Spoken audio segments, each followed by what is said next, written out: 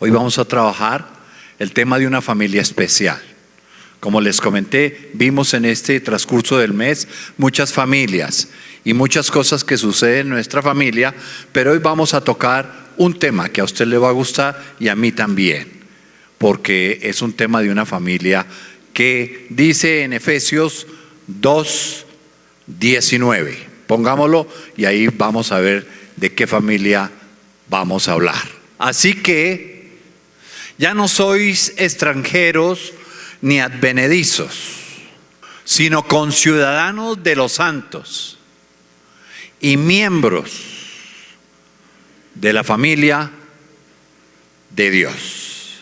Entonces hoy vamos a hablar de los miembros de la familia de Dios. Ya que no somos extranjeros, ya que no somos cualquier cosa, advenedizos, metidos, intrometidos, sino pertenecemos a un núcleo fundamental. ¿Por qué? Porque voy a leer estos versículos a partir del 12 y mire, usted va a descubrir unas cosas interesantes. Dice a partir del versículo 12: en aquel tiempo estabais sin Cristo, alejados de la ciudadanía de Israel y ajenos a los pactos de la promesa. Usted ubíquese en el contexto que estamos hablando antes de haber recibido a Cristo en su corazón. Y eso es lo que nos está hablando Pablo a través de esta carta de los Efesios a cada uno de nosotros. Antes, sin tener a Cristo en nuestro corazón, estábamos alejados del pueblo de Dios, de lo que Él más ama, Israel. ¿Y qué teníamos que ver nosotros con Israel? Pues algo muy importante, sigamos leyendo. Alejados de la ciudadanía de Israel y ajenos a los pactos de la promesa, sin esperanza, sin Dios en el mundo. Pero ahora, en Cristo Jesús, vosotros que en otro tiempo estabais lejos, habéis sido hechos cercanos por la sangre de Cristo. Porque Él es nuestra paz, que de ambos pueblos hizo uno. Ah, caray, hizo uno solo. Entonces fíjese que ya los judíos no son por allá y nosotros los creyentes por allá. Hay judíos convertidos y hay creyentes y se unen, forman un solo árbol, forman un solo núcleo. Porque tendemos a ver a los judíos por allá lejitos como que sí, Dios los ama y todo, pero no, el Señor los ha llamado también a pertenecer a este núcleo, y a nosotros, como dice la Escritura, nos injertó en esa herencia de Abraham, en ese pueblo hermoso. Continuemos.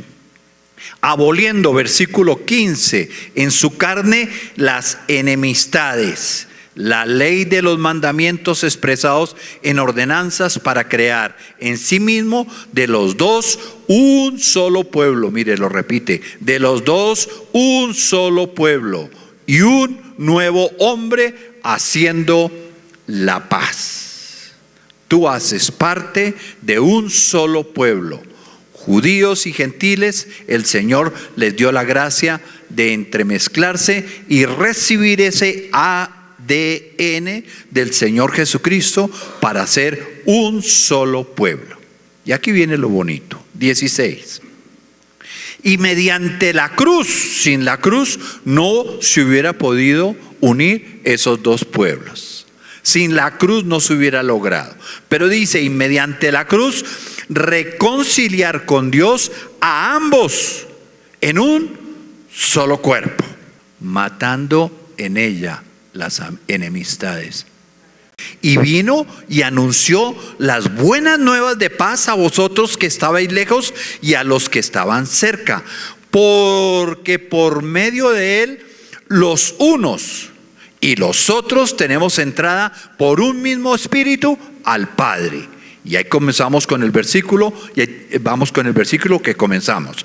Así que ya no sois extranjeros ni advenedizos, sino conciudadanos de los santos y miembros de la familia de Dios. Edificaos, versículo 20, sobre el fundamento de los apóstoles y profetas, siendo la principal piedra del ángulo Jesucristo mismo, en quien todo el edificio, la iglesia, es llamada aquí en el Nuevo Testamento edificio, casa, tabernáculo, familia, cuerpo, perfecto.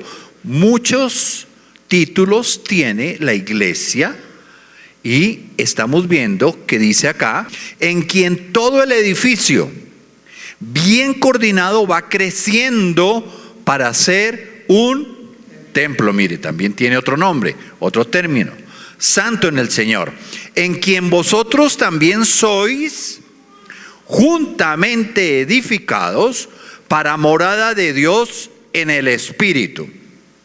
Un edificio tiene muchos pisos. El del Señor Jesucristo, yo pienso que tiene muchos pisos y no tiene ascensor.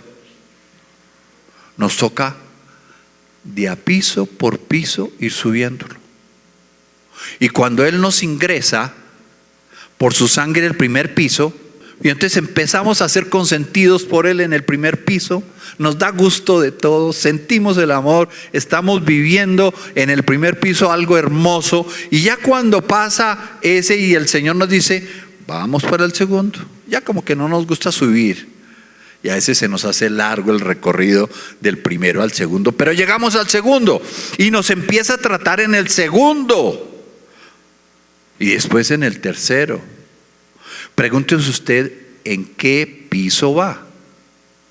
Para preguntarnos en qué piso vamos, tenemos que saber qué pisos tenemos que recorrer. Honra. Honra. Diga, honra. Muy bien. La honra.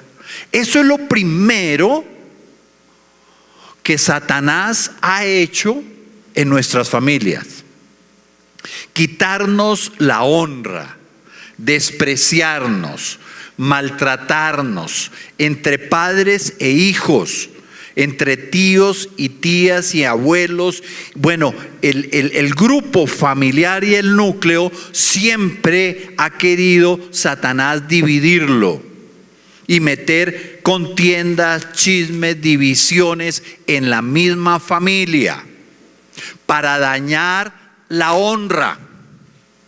Y al dañar la honra, decía el pastor Edgardo el viernes, que tenemos una responsabilidad como hijos. ¿Cuántos son hijos acá? Pues todos. Pero vea, a lo que nos llama el Señor, tenemos una responsabilidad de recobrar el honor que nuestra familia haya perdido. Yo me puse a analizar, porque eso es tocante a cada uno de nosotros. Cuando yo escucho la palabra es para discernirla y aplicarla en uno mismo. Yo dije, ¿qué honra pude yo haber perdido por mis abuelos o por lo que haya sido, por el pecado? Y efectivamente yo pude analizar que hubo un contraste en mis dos familias. Y digo dos familias, la de mi madre y la de mi padre. Que cuando mi madre y mi padre se casaron, formaron un núcleo, pero vino un problema de una familia y vino un problema de la otra familia, que fue una crisis tenaz que tuvimos que llevar. Hasta que Satanás cumplió su objetivo de dividir mi familia y quedar mi mamá separada después de 24 años de matrimonio. Perdimos la honra completamente. En esas dos familias, una muy religiosa, muy católica, muy conservadora de cuestión política, muy correcta, muy llena de dinero, y la otra, la de mi padre, totalmente contraria. Ateos, alejados de Dios, ya ellos no eran conservadores sino liberales y pobres. Entonces, cuando se unen estos dos núcleos, yo decía, uy, tremendo, fue para mamá y papá una lucha tremenda, ¿no? Porque cuando iban a visitarse, yo me acuerdo que eso era la guerra entre liberales y conservadores, entre Dios y no creo en Dios. Y mi abuelo decía que él no tenía sino dos pecados en la vida, mi abuelo por el lado de mi papá: ser liberal y ser ateo. ¡Qué horror! ¡Qué cosa tan fea pronunciar eso! Que esos eran los pecados de él. Claro, uno hereda de los padres lo que viene, ese conjunto de cosas, y claro, la mezcla fue espantosa. Y vino una tercera causa que unió y fue gravísimo. Que Dios, viendo la circunstancia y que sale este núcleo como punta de lanza, porque nosotros fuimos los primeros que entramos al Evangelio, y al entrar en el Evangelio, Claudio se volvió loco. Mire, Mercedes ya, aparte de que se separó, ya se volvió chiflada. Bueno, todo eso, entra uno al cristianismo y entra en una etapa en la cual lo pisotean a uno, la honra le queda por el suelo, lo maltratan, pero el Señor en el camino lo va a uno edificando, y para que no lo pisoteen, Él lo va levantando y le va dando un recubrimiento que se llama autoridad. De manera que a veces yo podía llegar a mis tías, a mis abuelos, a quien fuera, y con las pocas palabras ya me respetaban. Y poco a poco se fue ganando terreno así, y se fue ganando terreno así. Piense usted en que se ha podido perder la honra suya, y tenemos el deber y la responsabilidad de recuperarla, para valorar a nuestros padres, para valorar nuestro hogar, para valorar circunstancias hermosas que de verdad el Señor dio, como lo dice Efesios. Efesios, vamos a buscarla para que 3:15, que se lo vio, ahí se lo compartió el pastor Edgardo, para que os dé, 15, de quien toma nombre toda familia en los cielos y la tierra. ¿Qué pasó? En un tiempo no teníamos nombre, no teníamos ciudadanía, no teníamos nada, alejados de Dios como lo leímos. ¿Qué teníamos? Solamente pecados, delitos y apartados totalmente. El Señor abre sus brazos y dice: yo quiero la amistad del mundo con mi Padre. Aquí estoy y muero para acercar a muchos a mí y llevarlos al Padre. Cuando usted entró en esa gracia, en ese regalo tan precioso, ¿qué pasa? Que inmediatamente el Señor le pone a usted un nombre. Ya es un nombre de identidad, de honra, de gracia, de salvación, de valor. Aunque llegamos desportillados, vueltos nada al cristianismo, el Señor empieza a subirnos de piso y a darnos lo que Él en la cruz hizo y no miente, y le da a cada uno. Así como tú creíste en Él y Él te dio la salvación, así mismo, sin tomar ascensor, vas a ir subiendo hasta el piso que Él tiene preparado para ti. El Señor en 1 Samuel 2:30: por tanto, Jehová, el Dios de Israel, dice: yo había dicho que tu casa y la casa de tu padre andarían delante de mí perpetuamente. Mas ahora ha dicho Jehová: nunca yo tal haga, porque yo honraré a los que me honran, y a los que me desprecian serán tenidos por poco. ¿Usted quiere subir de piso? Salir del primero y llegar al segundo. Se trata de que honres a Dios. Si tú honras a Dios, Él mismo te sube. Pero si tú desprecias las cosas de Dios, pues sigues ahí en el primer piso. Claro que es rico, lo consiente uno el Señor y todo, pero uno tiene que madurar. Uno tiene que salir del primer piso e ir escalando a lo que Dios quiere para uno. Entonces honra a Dios y Él inmediatamente te sube al segundo piso. Vamos al libro de Malaquías, algo interesante. Malaquías 3, 17. Y serán para mí especial tesoro, ha dicho Jehová de los ejércitos, en el día en que yo actúe, y los perdonaré como el hombre que perdona a su hijo que les sirve. Sigue uno más, por favor. Entonces os volveréis y discerniréis la diferencia entre el justo y el malo, entre el que sirve a Dios y el que no sirve. Siguiente paso, del segundo piso al tercero. El primero, salvación. El segundo, honra. El tercero, servicio. Ay, Señor mío, servicio. El Señor nos manda con un ejemplo extraordinario, porque Él dijo: yo no he venido para que me sirvan, sino para servir.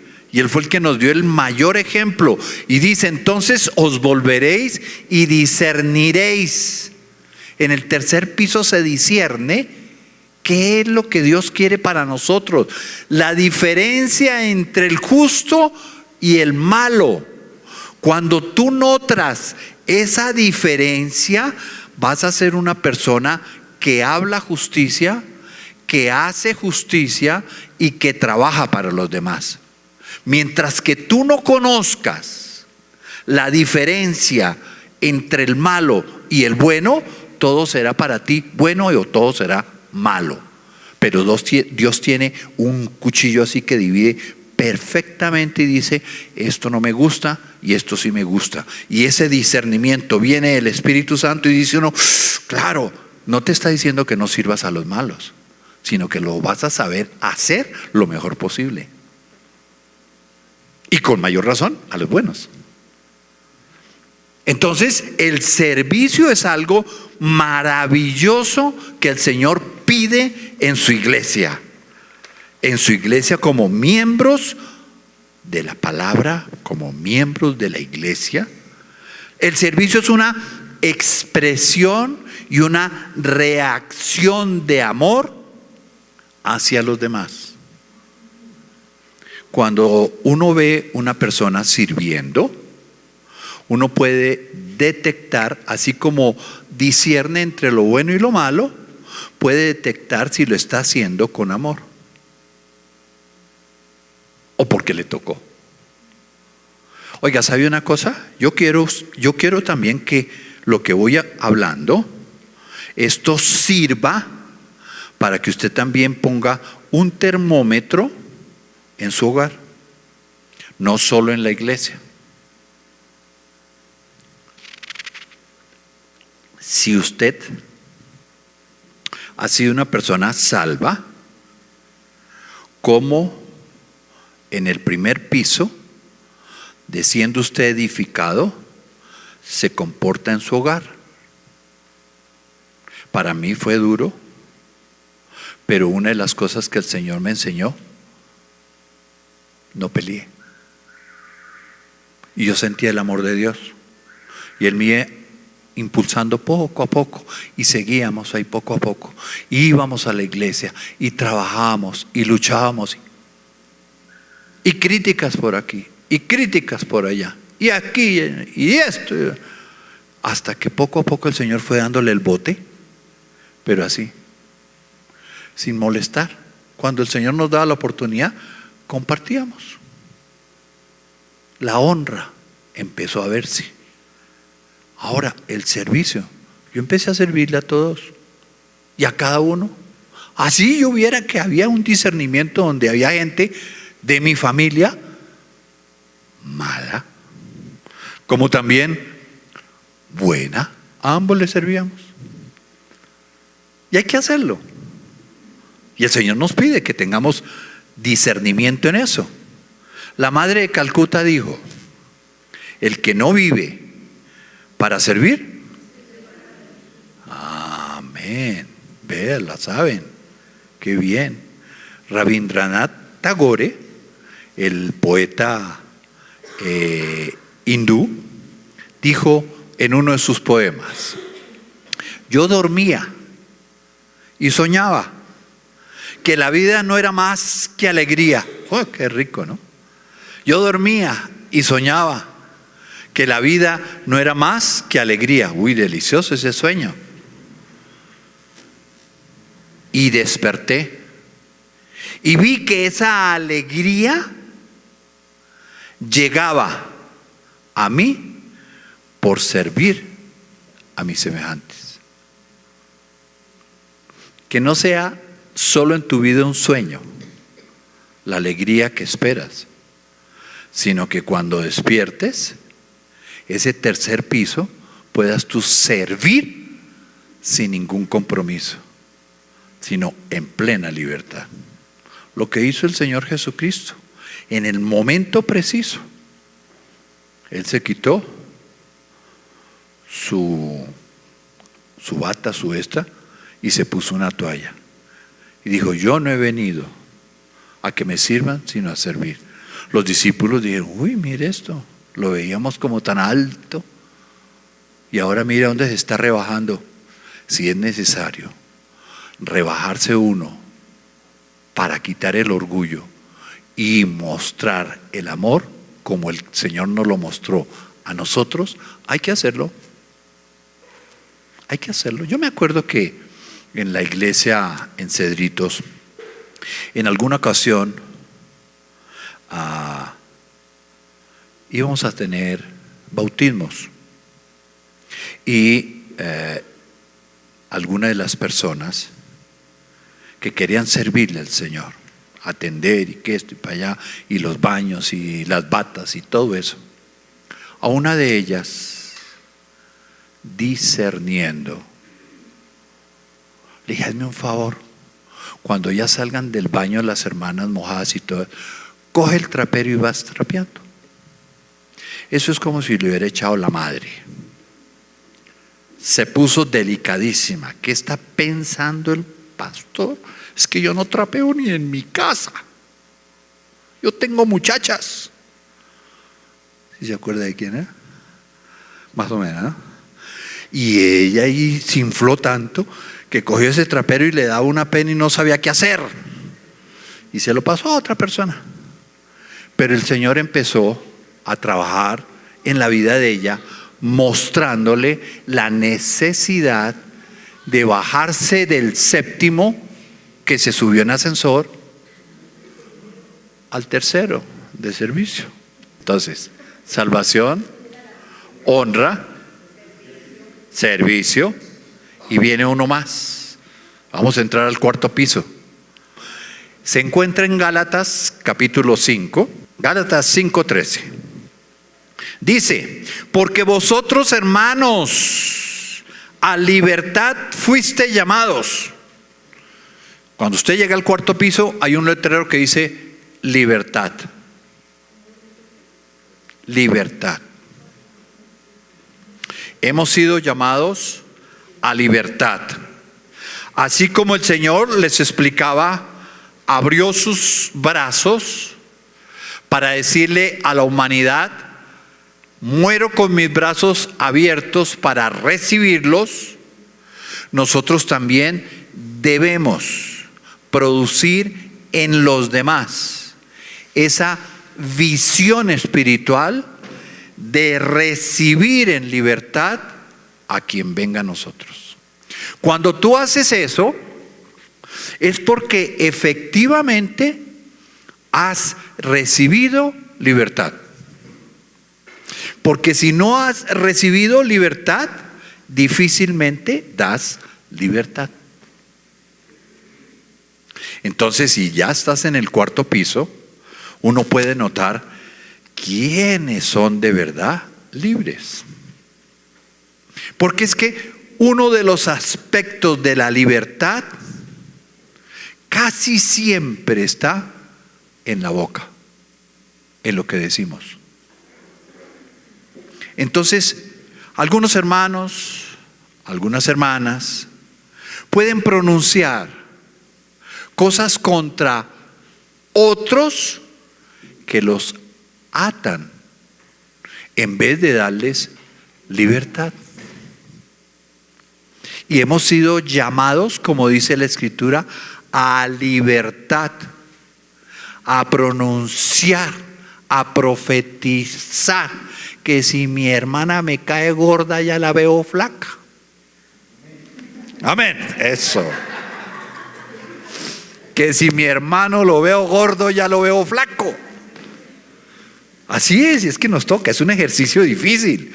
Y ese cuarto piso es difícil, porque uno a veces es trin, trin, trin, y eso echa chispas, ¿no? Y uno quisiera ganárselas todas. Pero el ejercicio más bonito en la iglesia es precisamente todo lo que la iglesia pone al servicio de otros y al servicio de uno. Como los encuentros, los seminarios, los retiros, los grupos impacto, las células, el boletín, el video, los cumpleaños. En los cumpleaños el Señor permite que las familias se reúnan aquí o en la casa de la cumpleañera, y entonces se ponen de acuerdo. Yo llevo la cinta, yo llevo el las bombitas, y a uno no le gustó la bomba rosa, eso quítela, entonces empieza la pelea por una bomba. No, que yo quiero hacer más bien esto, que no sé qué. Bueno, pues hágalo, mi hermana. Estamos en el cuarto piso y tenemos que movernos en el ambiente de libertad. Que tú puedas socializar sin peleantina. Como le digo a mis nietos, deje la peleantina, porque eso de la peleantina no saca uno nada. Llévele la idea a la hermana. Bueno, si le gustó el mantel rosado, póngale el rosado. Si le gustó el azul. Y manejemos las cosas con altura, con cuarto piso. Y eso es bueno. Entonces vamos en el cuarto, que dice entonces, sigamos en ese 5:13.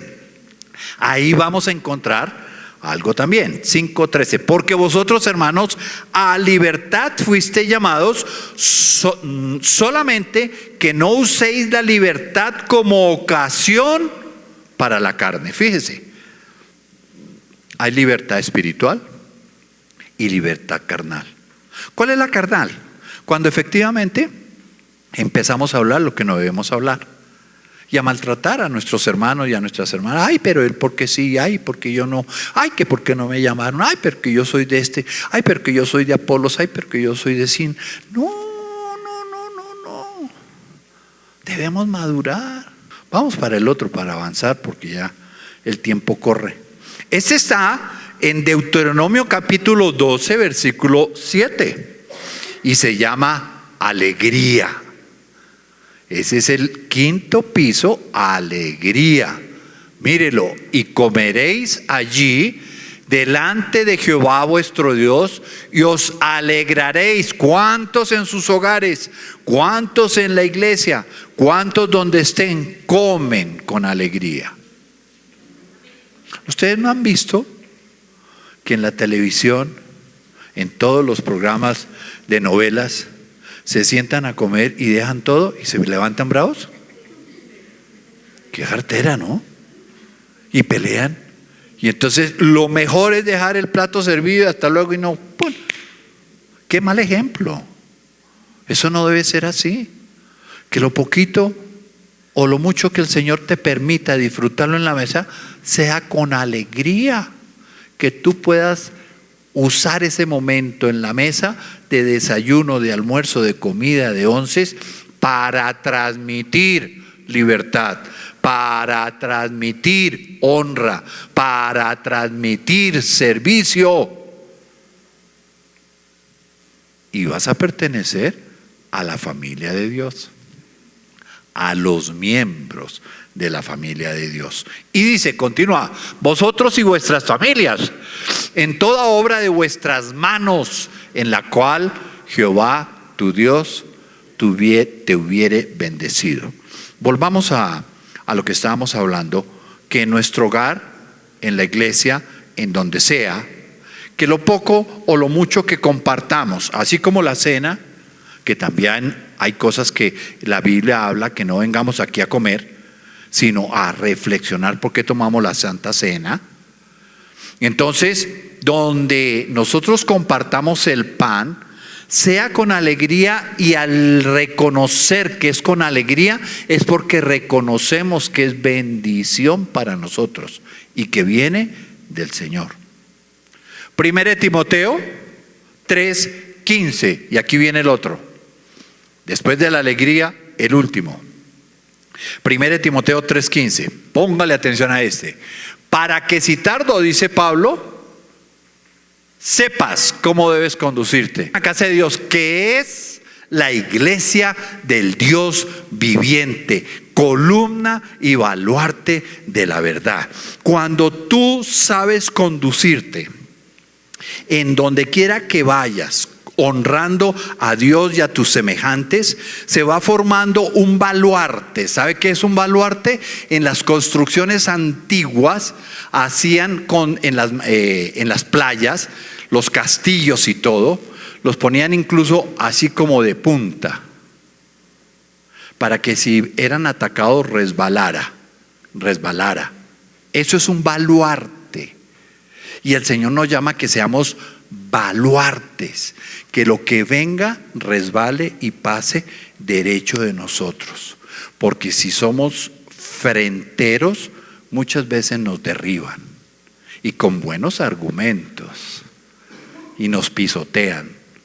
Pero si somos baluartes, empezamos a ser columnas de la iglesia.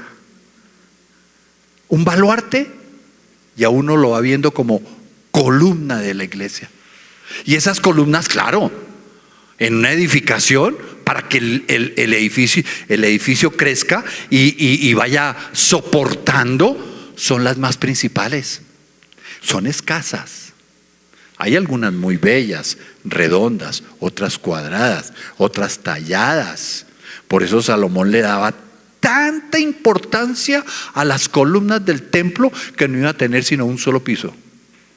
Pero las tallaba, las ponía bien bonitas, las forraba en oro. El Señor quiere forrar en oro las columnas de esta iglesia. Y yo quisiera que todos fueran columnas.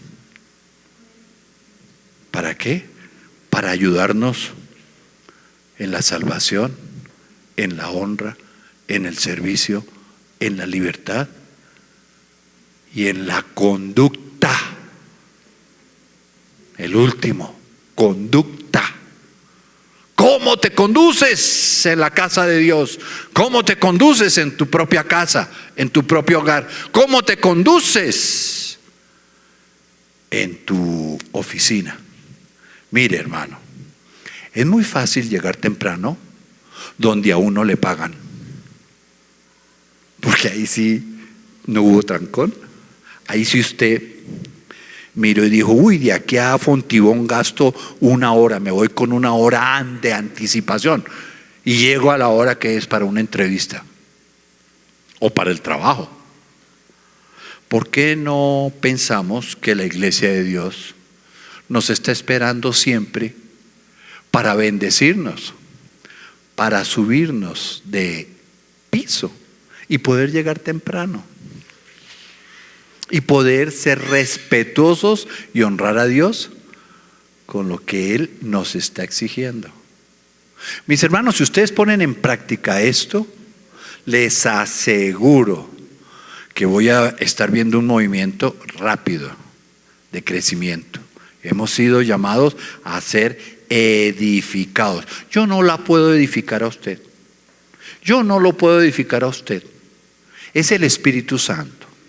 Y si usted se humilla y dice, Señor, reconozco que he perdido la honra, que soy pecador, que necesito de tu ayuda, que tú me levantes. El que se humilla será ensalzado, pero el que se ensalza será humillado y baja de piso.